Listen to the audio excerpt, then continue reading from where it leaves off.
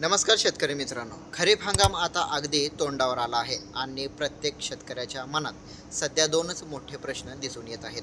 2 लाखाची कर्जमाफी कधी होणार आणि दुसरा, नियमित कर्ज फेडणाऱ्या शेतकऱ्यांना 50,000 रुपयाचे प्रोत्साहनपर अनुदान कधी मिळणार. सरकारने अर्थसंकल्पात घोषणा केलेली आहे, पण अजून शासन निर्णय म्हणजेच जी आर, गव्हर्मेंट रेझोल्युशन का निघाला नाही, जी आर का निघाला नाही, असा प्रश्न निर्माण होत आहे.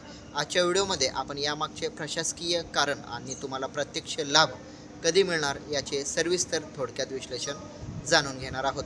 आपल्याला वाटते की सरकारने घोषणा केली की दुसऱ्या दिवशी पैसे मिळायला हवेत, पण विधानसभेतील घोषणा हा एक संकल्प असतो. या घोषणेला कायदेशीर स्वरूप देण्यासाठी एक विशिष्ट प्रशासकीय प्रक्रियेतून जावे लागते.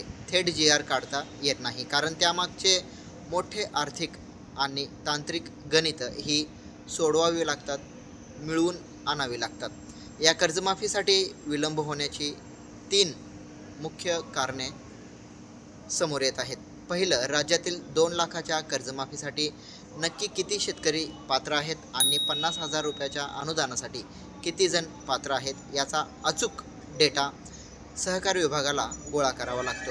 यातलं मोठं दुसरं कारण आहे, या कर्जमाफीसाठी राज्याच्या तिजोरीवर हजारो कोटी रुपयाचा भार पडणार आहे. हा निधी कसा उभा करायचा याचा अहवाल वित्त विभागाला तयार करावा लागतो. तिसरं, हा सर्व डेटा आणि प्रस्ताव जेव्हा मुख्यमंत्री आणि मंत्रिमंडळासमोर मांडला जातो तेव्हाच याला कायदेशीर मंजुरी, मान्यता मिळते. ही मंजुरी मिळाल्याशिवाय जी आर हा काढता येत नाही, जी आर निघू शकत नाही.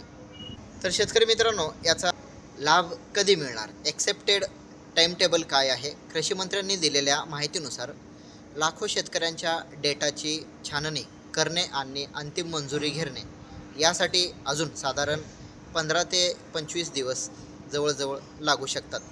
घाईघाईत निर्णय घेतल्यास पात्र शेतकरी या लाभापासून वंचित राहू शकतात. म्हणून प्रशासन योग्य ती खबरदारी घेत असून त्यावर कामकाज हे चालू आहे.